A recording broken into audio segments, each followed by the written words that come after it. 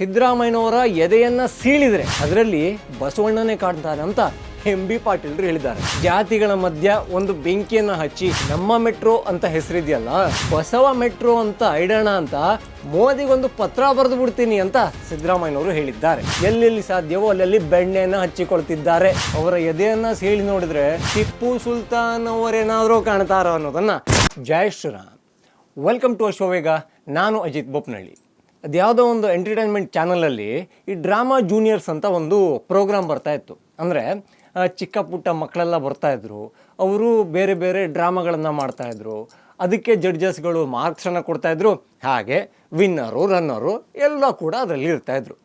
ಈಗ ಒಂದು drama juniors ಹೊರತಾಗಿ ಡ್ರಾಮಾ ಸೀನಿಯರ್ಸ್ ಅಂತ ಒಂದು ಶುರುವಾಗಿದೆ. ಗೊತ್ತಾ? ಇದು ಯಾವ ಚಾನಲಲ್ಲಿ ಶುರುವಾಗಿದೆ ಅಂತ ಹುಡುಕಬೇಡಿ, ಗಾಬರಿ ಬೀಳಬೇಡಿ. ಇದು ಶುರುವಾಗಿರೋದು ಈಗ ನಮ್ಮ ಕರ್ನಾಟಕದಲ್ಲಿ, ಅದು ಕಾಂಗ್ರೆಸ್ ಸರ್ಕಾರದಲ್ಲಿ. ಈಗ ಕಾಂಗ್ರೆಸ್ ಸರ್ಕಾರಕ್ಕೆ ನುಂಗಲಾರದ ಬಿಸಿ ತುಪ್ಪದಂತೆ ಬಾಯಲ್ಲಿರೋದು ಅಂದರೆ ಅದು ಜಾತಿ ಗಣತಿ. ಯಾಕೆಂದರೆ ಜನನೂ ಬೈತಾ ಇದ್ದಾರೆ, ಹಾಗೆ ಗಣತಿಗೆ ಹೋದಂಥ ಶಿಕ್ಷಕರು ಬೈತಾ ಇದ್ದಾರೆ. ಇದೇನು ಕ್ವಶನ್ ಏನ್ರಿ? ಇಷ್ಟೊಂದು ಕ್ವಶನ್ಗಳನ್ನು ಕೇಳಿದ್ರೆ ಜನ ತಾಳ್ಮೆಯಿಂದ ಉತ್ತರ ಕೊಡೋಕ್ಕಾಗತ್ತಾ ಅಂತ ಸ್ವತಃ ಅವರದೇ ಸರ್ಕಾರದ ಉಪಮುಖ್ಯಮಂತ್ರಿ ಡಿ.ಕೆ. ಶಿವಕುಮಾರ್ ಅವರು ಕೇಳಿದ್ದಾರೆ. ಸೊ ಈ ಸರ್ಕಾರದಲ್ಲೇ ಜಾತಿ ಗಣತಿ ವಿಚಾರಕ್ಕೆ ಸಾಕಷ್ಟು ತಿಕ್ಕಾಟ ಇದೆ. ಆ ತಿಕ್ಕಾಟಗಳನ್ನು ಒಂದು ಬೈಠಕ್ ಮಾಡಿ, ಅಂದರೆ ಒಂದು ಮೀಟಿಂಗ್ ಮಾಡಿ ಕೂತು ಅಭಿಪ್ರಾಯ ಸಂಗ್ರಹಿಸಿ ಏನೋ ಮಾಡಬೇಕಿತ್ತಲ್ಲ, ಇಲ್ಲ ಆತುರಾತುರವಾಗಿ ಜಾತಿ ಗಣತಿಯನ್ನು ಮಾಡೇ ಮಾಡ್ತೀನಿ ಅಂತ ಸಿದ್ದರಾಮಯ್ಯನವರು ತೊಡೆ ತಟ್ಟದಂಗಿತ್ತು, ಪಣ ತಗೊಂಡಂಗಿತ್ತು. ಅದಕ್ಕೋಸ್ಕರನೇ ಜಾತಿ ಗಣತಿಯನ್ನು ಶುರು ಮಾಡೇ ಬಿಟ್ರು. ಯಾವುದೇ ಪೂರ್ವಭಾವಿ ತಯಾರಿ ಇರಲಿಲ್ಲ, ಸರಿಯಾದ ಟ್ರೈನಿಂಗ್ ಇರಲಿಲ್ಲ. ಹಾಗೆ ಎಕ್ಕ ಮಕ್ಕ ಅಂತಾರಲ್ಲ, ಬೇಕಾಬಿಟ್ಟಿಯಾಗಿ ಜಾತಿ ಗಣತಿ ನಡ್ಕೊಂಡು ಹೋಗ್ತಾ ಇದೆ. ಈ ಟೈಮಲ್ಲಿ ಜನ ಸರ್ಕಾರಕ್ಕೆ ಉಗಿದೇ ಇರ್ತಾರ? ಖಂಡಿತ ಹೋಗಿದ್ದಾರೆ. ಅಂದರೆ ತಮಗೆ ಗೊತ್ತಿರುವ ಅತ್ಯಂತ ಒಳ್ಳೊಳ್ಳೆ ಶಬ್ದಗಳನ್ನು ಸೇರಿಸ್ಕೊಂಡು ಸರ್ಕಾರದ ಅವರಿಗೆ ನೆನಪಾದ ಪ್ರಮುಖ ಎಲ್ಲ ಲೀಡರ್ಗಳಿಗೆ ಬೈತಾ ಇದ್ದಾರೆ. ಸೊ ಸರ್ಕಾರಕ್ಕೆ ಭಾರಿ ದೊಡ್ಡ ಡ್ಯಾಮೇಜ್ ಇದಾಗ್ತಾ ಇದೆ. ಹಾಗಾಗಿ ಈಗ ಒಂದು ನಾಟಕ ಶುರು ಮಾಡಬೇಕಲ್ಲ, ಈ ಡ್ಯಾಮೇಜ್ ಕಂಟ್ರೋಲ್ ಮಾಡೋದು ಹೇಗೆ? ಈ ಟೈಮಲ್ಲಿ ನಮ್ಮ ಸಿದ್ದರಾಮಯ್ಯನವರು ಒಂದು ಒಳ್ಳೆ ದಾಳವನ್ನು ಇದು ವರ್ಕೌಟ್ ಆದರೆ ಆಗ್ಬೋದು ಅಂತ ಉರುಳಿಸಿದ್ದಾರೆ. ಅದೇ ಬಸವಣ್ಣನವರ ದಾಳ. ಇದಕ್ಕೆ ಅವರದೇ ಅಂದರೆ ಸಮುದಾಯಕ್ಕೆ ಸೇರಿರುವಂತಹ ಲೀಡರ್ಗಳು ಕೂಡ ಸಾಥ್ ಕೊಡ್ತಾ ಇದ್ದಾರೆ. ಈಗ ಬಸವಣ್ಣನವರನ್ನು ಹೊಗಳೋದ್ರಲ್ಲಿ ಸಿದ್ದರಾಮಯ್ಯ ಭಯಂಕರ ಬ್ಯುಸಿ ಇದ್ದಾರೆ. ಅಂದರೆ ಎಲ್ಲಿಯ ಮಟ್ಟಿಗೆ ಅಂದರೆ ಅವರನ್ನು ಈಗ ಆಧುನಿಕ ಬಸವಣ್ಣ ಅಂತ ಕರೀತಿದ್ದಾರಂತೆ. ಹಾಗೆ ನಮ್ಮ ಈ ಸಿದ್ದರಾಮಯ್ಯನವರ ಎದೆಯನ್ನು ಸೀಳಿದರೆ ಅದರಲ್ಲಿ ಬಸವಣ್ಣನೇ ಕಾಣ್ತಾನೆ ಅಂತ ಎಂ.ಬಿ. ಪಾಟೀಲ್ರು ಹೇಳಿದ್ದಾರೆ. ಅವರು ಕೂಡ ಲಿಂಗಾಯತ ಸಮುದಾಯಕ್ಕೆ ಸೇರಿದ ನಾಯಕ. ಅವರದೇ ಸಮುದಾಯದಿಂದ ಒಂದು ಐಡೆಂಟಿಟಿಯನ್ನು, ಸದ್ಯಕ್ಕೆ ಸರ್ಕಾರದಲ್ಲಿ ಒಂದು ಅಧಿಕಾರವನ್ನು ಪಡೆದವರು. ಅದೇ ಮನುಷ್ಯ ಯಾವ ಬಾಯಲ್ಲಿ ಸಿದ್ದರಾಮಯ್ಯ ಅವರನ್ನು ಬಸವಣ್ಣ ಅಂತ ಕರೆದ್ರೋ, ಒಳಗಡೆ ಬಸವಣ್ಣ ಇದ್ದಾರೆ ಅಂತ ಹೇಳಿದ್ರು ಅನ್ನೋದು ಅರ್ಥವಾಗ್ತಾ ಇಲ್ಲ. ಯಾಕೆ ಅಂತ ಕೇಳಿ. ಬಸವಣ್ಣನವರು ಸಮಾಜ ಸುಧಾರಕ ಅಂತ ಕರೆಸಿಕೊಳ್ತಾ ಇದ್ರು. ಅವರ ಇಡೀ ಜೀವನವನ್ನು ನಮ್ಮ ಸಮಾಜದಲ್ಲಿರೋ ಜಾತಿ ನಡುವಿನ ಈ ಹೆಚ್ಚು ಕಮ್ಮಿ ಕಂದಕಗಳು ಅಂತ ಹೇಳ್ತಾರಲ್ಲ, ಅದನ್ನು ಮುಗಿಸೋಕೆ, ಅಂದರೆ ಅದನ್ನು ಅಂತ್ಯ ಹಾಡೋಕೆ ಸಾಕಷ್ಟು ಗುದ್ದಾಡಿದ್ದಾರೆ. ತಮ್ಮ ಜೀವನವನ್ನು ಗಂಧದ ಕೊರಡನ್ನಾಗಿ ತೆಗೆದಿದ್ದಾರೆ. ಆದರೆ ಸಿದ್ದರಾಮಯ್ಯ ಏನು ಮಾಡಿದ್ದಾರೆ? ಜಾತಿ ಗಣತಿಯ ಮೂಲಕ ನಮ್ಮ ಸಮಾಜ ಆ ಜಾತಿ ಈ ಜಾತಿ ಅನ್ನೋದನ್ನು ಮರಿತಾ ಇತ್ತು.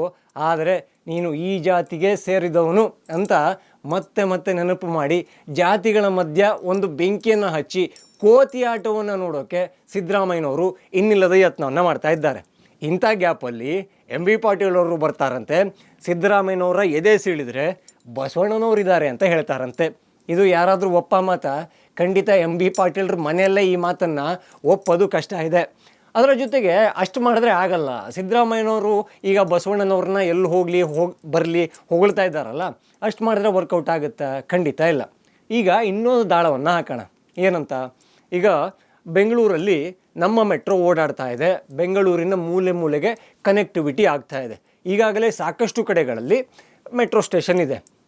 ನಮ್ಮ ಮೆಟ್ರೋ ಅಂತ ಹೆಸರಿದೆಯಲ್ಲ, ಅದನ್ನು ಬಸವ ಮೆಟ್ರೋ ಅಂತ ಇಡೋಣ ಅಂತ ಮೋದಿಗೊಂದು ಪತ್ರ ಬರೆದು ಬಿಡ್ತೀನಿ ಅಂತ ಸಿದ್ದರಾಮಯ್ಯನವರು ಹೇಳಿದ್ದಾರೆ.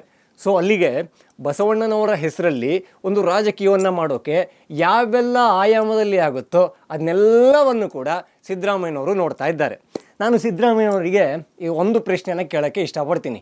ಏನಂದ್ರೆ ಈಗ ಯಾವುದೇ ರಾಜ್ಯದಲ್ಲೂ ಕೂಡ ಮೋದಿ ಬಂದು ಹೆಸರನ್ನೇ ಇಡೋಕೆ ಆಗೋದಿಲ್ಲ. ಅಂದ್ರೆ ಈಗ ಬೆಂಗಳೂರಲ್ಲಿ ನಮ್ಮ ಮೆಟ್ರೋ ಅಂತ ಇದೆ, ಬಸವ ಮೆಟ್ರೋ ಏನು ಕೆಟ್ಟ ಹೆಸರು ಅಂತ ಯಾರೂ ಹೇಳ್ತಾ ಇಲ್ಲ. ಆದರೆ ಯಾವುದು ನಿಮ್ಮ ಕೈಲಿ ಇಲ್ವೋ ಅದನ್ನು ನೀವು ಬಂದು ತುರುಕಿ ಏನೋ ಒಂದು ಸಾಧನೆ ಮಾಡೋಕ್ಕೆ ಹೋಗ್ತಿದ್ದೀರಲ್ಲ, ಇದು ಆಶ್ಚರ್ಯ ಆಗುತ್ತೆ. ಅಂದರೆ ಬಸವ ಮೆಟ್ರೋ ಅನ್ನೋ ಮರುನಾಮಕರಣವನ್ನು ಮಾಡುವ ಅಧಿಕಾರವಾಗಲಿ, ಶಕ್ತಿಯಾಗಲಿ, ದಮ್ಮಾಗಲಿ, ತಾಕತ್ತಾಗಲಿ ಯಾವುದೂ ಕೂಡ ಸಿದ್ದರಾಮಯ್ಯನವರ ಕೈಯಲ್ಲಿ ಇಲ್ಲ. ಹೀಗಾಗಿ ನಾನು ಮೋದಿಯವರಿಗೆ ಬರೆದಿದ್ದೆ ಪತ್ರವನ್ನು, ಅವ್ರು ಮಾಡಿಲ್ಲ ಅಂದರೆ ನಾನೇನು ಮಾಡೋಕ್ಕಾಗುತ್ತೆ ಅನ್ನೋ ವಿಚಾರಕ್ಕೆ ಸಿದ್ದರಾಮಯ್ಯನವರು ಮುಂದೊಂದು ದಿನ ಜಾರಿಕೊಳ್ತಾರೆ. ಅದಕ್ಕೋಸ್ಕರ ಈಗಲೇ ಎಲ್ಲೆಲ್ಲಿ ಸಾಧ್ಯವೋ ಅಲ್ಲೆಲ್ಲಿ ಬೆಣ್ಣೆಯನ್ನು ಹಚ್ಚಿಕೊಳ್ತಿದ್ದಾರೆ. ನಿಮ್ಮಲ್ಲಿ ನಿಜವಾಗಿಯೂ ಬಸವ ಭಕ್ತಿ ಇದ್ದಿದ್ರೆ, ಬಸವಣ್ಣನವರ ಒಂದು ಸಿದ್ಧಾಂತದ ಬಗ್ಗೆ ಪ್ರೀತಿ ಇದ್ದಿದ್ರೆ, ಒಲವು ಇದ್ದಿದ್ರೆ, ಅದೇ ಡಾಕ್ಟರ್ ಮನಮೋಹನ್ ಸಿಂಗ್ ಅಂತ ನಮ್ಮ ಮಾಜಿ ಪ್ರಧಾನಿಗಳ ಹೆಸರನ್ನು ಬೆಂಗಳೂರು ಯೂನಿವರ್ಸಿಟಿಗಿಟ್ರೆ ಅದಕ್ಕೇನು ಮೋದಿಯ ಅನುಮೋದನೆ ಬೇಕಾಗಿರಲಿಲ್ಲ. ಸೆಂಟ್ರಲ್ಲಿಂದ ಅಲ್ಲಿ ಕಡ್ಡಿ ಅಲ್ಲಾಡಿಸುವ ಕೆಲಸ ಯಾವುದೂ ಆಗ್ತಾ ಇರಲಿಲ್ಲ. ನಮ್ಮದೇ ಬೆಂಗಳೂರು ಯೂನಿವರ್ಸಿಟಿಗೆ ಮನಮೋಹನ್ ಸಿಂಗ್ ವಿಶ್ವವಿದ್ಯಾಲಯ ಅಂತ ಇಟ್ರಲ್ಲ, ಈಗಲೂ ಕೂಡ ಅವಕಾಶ ಇದೆ. ಮತ್ತೆ ಮರುನಾಮಕರಣ ನೀವೇ ಮಾಡ್ಬೋದು. ಹೆಸರಿಟ್ಟವ್ರಿಗೆ ಚೇಂಜ್ ಮಾಡೋಕ್ಕಾಗಲ್ವೇನ್ರಿ? ಈಗ ಮನಮೋಹನ್ ಸಿಂಗು ಕೇವಲ ಒಂದು ಪಕ್ಷದಲ್ಲಿ ಗುರುತಿಸಿಕೊಂಡವರು, ಹಾಗೆ ದೇಶದ ಪ್ರಧಾನಿಯಾಗಿದ್ದರೂ ಕೂಡ ಒಳ್ಳೆಯ ಪ್ರಧಾನಿ ಅಂತ ಅವರ ಪಕ್ಷದವರು ಮಾತ್ರ ಹೇಳಬೇಕು. ಆದರೆ ಬಸವಣ್ಣನವರ ಚಿಂತನೆ ಅಂಥದ್ದು, ಸಿದ್ಧಾಂತ ಅಂಥದ್ದು, ಬದುಕೆಂಥದ್ದು, ಅವರ ಆಲೋಚನೆಗಳ ಆಳ ಅಗಲ ಅಂಥದ್ದು ಈಗಲೂ ಕೂಡ ನಿಮಗೆ ಕಾಲ ಮಿಂಚಿಲ್ಲ.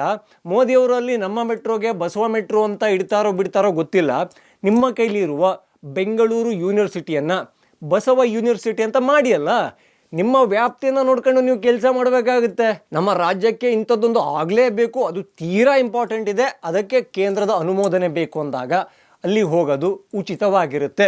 ಆದರೆ ಈಗ ಯೂನಿವರ್ಸಿಟಿಗೆ ಹೆಸರಿಟ್ಟಿದ್ದೀರಲ್ಲ ಕಾಂಗ್ರೆಸ್ಸಿನ ಒಬ್ಬ ಲೀಡರ್ದು, ಅಲ್ಲಿ ತೆಗೆದು ಬಸವಣ್ಣನವರ ಹೆಸರನ್ನ ಹಿಡಿಯಲ್ಲ. ನಿಮ್ಮ ಕೈಲಿರೋದನ್ನು ನೀವು ಮಾಡದೆ ಇನ್ನೇನು ಮಾಡೋಕ್ಕಾಗುತ್ತೆ? ಇಲ್ಲಿ ಅವರ ಈ ಡ್ರಾಮಾ ಸೀನಿಯರ್ಸ್ ಅಂತ ಕರೆದ್ನಲ್ಲ, ಇವರದ್ದು ಡ್ರಾಮಾ ಯಾವ ಮಟ್ಟಕ್ಕೆ ಅಂದರೆ, ಇವರು ಲೆಕ್ಕಾಚಾರದಂತೆ ಎಲ್ಲ ಜಾತಿಯವರಿಗೂ ಸೇರಿದ ಮುಖ್ಯಮಂತ್ರಿ ಆಗಿರಬೇಕಿತ್ತು. ಹೇಳಿ ಕೇಳಿ ಸಮಾಜವಾದಿ ಅನ್ಕೋತಾರೆ, ಜಾತ್ಯತೀತ ಅನ್ಕೋತಾರೆ. ಆದರೆ ಈ ಜಾತಿ ಗಣತಿ ಬಂದಾಗ ಮೊನ್ನೆ ಕುರುಬರ ಸಮಾವೇಶದಲ್ಲಿ ಒಂದು ಮಾತನ್ನು ಹೇಳಿದರು. ಕುರುಬರಲ್ಲಿ ಸಾಕಷ್ಟು ಒಳಜಾತಿಗಳಿದಾವಲ್ಲ, ಉಪಜಾತಿಗಳು, ಅವ್ರು ಯಾರೂ ಕೂಡ ಏನನ್ನೂ ಬರ್ಸಕ್ಕೆ ಹೋಗಬೇಡಿ. ನೀವು ಧರ್ಮ ಅಂತ ಬಂದಾಗ ಹಿಂದೂ ಅಂತ ಬರೆಸಿ, ಜಾತಿ ಅಂತ ಬಂದಾಗ ಕುರುಬ ಅಂತ ಬಳಸಿ. ಹಾಗೆ ಉಪಜಾತಿಗಳು ನಿಮ್ದು ಯಾವುದೇ ಆಗಿರಿದ್ರು ಕೂಡ ಅದರಲ್ಲಿ ಏನನ್ನೂ ಬರೆಸ್ಬೇಡಿ ಅಂತ ಅವ್ರದ್ದೊಂದು ಟೋನ್ ಇದೆಯಲ್ಲ, ಆ ಟೋನಲ್ಲಿ ಹೇಳಿದ್ರು.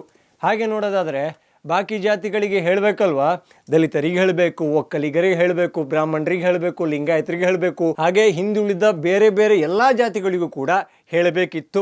ಮುಸ್ಲಿಂ ಅವರ ಉಪಜಾತಿಗಳನ್ನು ಅಲ್ಲಿ ಸೆನ್ಸಸ್ ಲೆಟ್ರಲ್ಲಿ ಬರೋದೇ ಇಲ್ಲ, ಆ ಅಪ್ಲಿಕೇಶನ್ನಲ್ಲಿ ಅವರ ಉಪಜಾತಿಗಳಿಲ್ಲ. ಮುಸ್ಲಿಮರಲ್ಲಿ ಉಪಜಾತಿಗಳು ಇಲ್ಲ ಅನ್ನೋದನ್ನು ಯಾವುದಾದ್ರೂ ಕಾಂಗ್ರೆಸ್ ಚಮಚ ಬಂದು ಮಾತಾಡಲಿ ನೋಡೋಣ. ಕ್ರೈಸ್ತರಲ್ಲಿ ಯಾಕೆ ಉಪಜಾತಿಗಳಿಲ್ವಾ? ಹಿಂದೂಗಳಲ್ಲಿ ಮಾತ್ರ ಉಪಜಾತಿಗಳು ಬೇಕಾಗತ್ತೆ. ಆದರೆ ಬಹುಪಾಲು ತೆರಿಗೆಯನ್ನು ಕಟ್ಟುವಂತಹ ಹಿಂದೂಗಳಿಂದ ಬದುಕ್ತಾ ಇರೋ ಕೆಲವು ಪ್ಯಾರಾಸೈಟ್ಗಳಿದಾವಲ್ಲ, ಅವರ ಧರ್ಮಗಳಿಗೆ ಮಾತ್ರ ಉಪಜಾತಿಗಳೇ ಇಲ್ಲ. ಇದು ಜಾತ್ಯತೀತ ದೇಶದ, ಜಾತ್ಯತೀತ ಕರ್ನಾಟಕದ, ಜಾತ್ಯತೀತ ಮುಖ್ಯಮಂತ್ರಿ ಅನ್ನಿಸಿಕೊಂಡಿರುವ ಸಿದ್ದರಾಮಯ್ಯನವರ ಕಲ್ಪನೆಯ. ಇದನ್ನು ಒಪ್ಪಕ್ಕೆ ಸಾಧ್ಯ ಇದೆಯಾ? ಖಂಡಿತ ಇಲ್ಲ. ನೋಡಿ, ಬಸವಣ್ಣನವರ ವಿಚಾರಕ್ಕೆ ನೀವು ಸಾಕಷ್ಟು ಡ್ಯಾಮೇಜನ್ನು ಮಾಡ್ಕೊಂಡಿದ್ದೀರಾ. ಇದೇ ಎಂ ಬಿ ಪಾಟೀಲ್ ಅವರು ಲಿಂಗಾಯತರು ಬೇರೆ, ವೀರಶೈವ ಬೇರೆ, ನಮಗೆ ಪ್ರತ್ಯೇಕ ಧರ್ಮದ ಒಂದು ಸ್ಥಾನಮಾನ ಬೇಕು ಅಂತ ಹೋರಾಡಿದ್ರು, ಗುದ್ದಾಡಿದ್ರು. ಅದು ಕೂಡ ಸಿದ್ದರಾಮಯ್ಯನವರು CM ಆಗಿದ್ದ ಕಾಲದಲ್ಲೇ. ಆಮೇಲೆ ಜನ ಕೊಟ್ಟರು ಹೆಂಗೆ ಕೊಟ್ಟರು ಅಂದರೆ ಚುನಾವಣೆಯಲ್ಲಿ ಸೋಲಬೇಕಾಯಿತು. ಆ ಟೈಮಲ್ಲಿ DK ಶಿವಕುಮಾರ್ ಅವರು ಈ ಧರ್ಮವನ್ನು ಒಡೆಯುವ ಒಂದು ಕೆಟ್ಟ ಕೆಲಸಕ್ಕೆ ಕೈ ಹಾಕಿದ್ದಕ್ಕೆ ಕ್ಷಮೆ ಇರಲಿ ಅಂತ ಕನ್ನಡಿಗರ ಎದುರು ಕ್ಷಮೆಯನ್ನು ಕೇಳಿದರು. ಆ ವಿಚಾರಕ್ಕೂ ಕೂಡ ಎಂ ಬಿ ಪಾಟೀಲ್ರು ಭಯಂಕರ ರಾಂಗ್ ಆಗಿದ್ರು. ಆಗಿನ ಅಧ್ಯಕ್ಷರೋ ಉಸ್ತುವಾರಿನೋ ಇದ್ದವರ ಹತ್ರ ಅವನ್ ಯಾವನ್ರಿ ಮಾತಾಡೋಕ್ಕೆ DKಶಿ ಅಂತ ಏಕವಚನದಲ್ಲಿ ಬೈದಾಡಿದ್ರು. ಆ ಧರ್ಮವನ್ನು ಒಡೆಯಕ್ಕೆ ಹೋಗಿರೋ ಬಗ್ಗೆ ಒಂದೇ ₹1 ಪಶ್ಚಾತ್ತಾಪ ಇಲ್ಲ, ಅಥವಾ ಒಂದು 14 ಆಣೆ ಪಶ್ಚಾತ್ತಾಪ ಇಲ್ಲ. 14 ಯಾಕೆ ತಗೊಂಡೆ ಅಂದರೆ ಸಿದ್ದರಾಮಯ್ಯನವರಿಗೆ ತುಂಬ ಫೇವ್ರೇಟ್ ನಂಬರು, ಅದೇನೋ ಸೈಟಿಂದ ಆರೋಪ ಬಂದಿತ್ತಲ್ಲ, ಹಾಗಾಗಿ.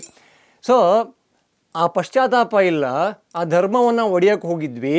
ಬಸವಣ್ಣನವರು ಒಂದು ಪಂಥವನ್ನು ತೋರಿಸಿಕೊಟ್ಟಿದ್ರು, ಅದರಲ್ಲೇ ಒಂದು ಡಿವೈಡನ್ನು ಮಾಡೋಣ ಅಂತ ಹೋಗಿದ್ವಿ. ಜನ ಓಟಲ್ಲಿ ಏಟನ್ನು ಕೊಟ್ಟರು, ಬುದ್ಧಿಯನ್ನು ಕಲಿತಿಲ್ಲ. ಈಗ ಬಸವಣ್ಣನವರ ಆರಾಧನೆ ಮಾಡ್ತಾರಂತೆ, ಹಾಗೆ ಅವರ ಎದೆಯನ್ನು ಸೀಳ್ ನೋಡಿದ್ರೆ ಬಸವಣ್ಣ ಇರ್ತಾರಂತೆ. ಎಂ ಬಿ ಪಾಟೀಲ್ರವರು ಸ್ವಲ್ಪ ಕನ್ಫ್ಯೂಸ್ ಆಗಿರಬೇಕು. ಅವರ ಎದೆಯನ್ನು ಸೀಳಿ ನೋಡಿದ್ರೆ ನಿಜವಾಗಿಯೂ ಬಸವಣ್ಣನೇ ಕಾಣ್ತಾರ ಅಥವಾ ಟಿಪ್ಪು ಸುಲ್ತಾನ್ ಅವರೇನಾದರೂ ಕಾಣ್ತಾರ ಅನ್ನೋದನ್ನು ಕನ್ಫರ್ಮ್ ಮಾಡ್ಕೊಳ್ಳಿ. ಹಾಗೆ ಹೇಳಿಕೆಗಳನ್ನು ಕೊಡುವಾಗ ಮಹಾತ್ಮರ ಹೆಸರಲ್ಲಿ ಬೇಕಾಬಿಟ್ಟು ನಕಲಿ ಜಾತ್ಯತೀತ, ನಕಲಿ ಸಮಾಜವಾದಿಗಳ ಹೆಸರನ್ನು ತಂದು ಅವರಿಗೆ ಅವಮಾನ ಮಾಡಬೇಡಿ. ಏನು ಹೇಳ್ತೀರಾ? ಜೈ ಶ್ರೀರಾಮ್.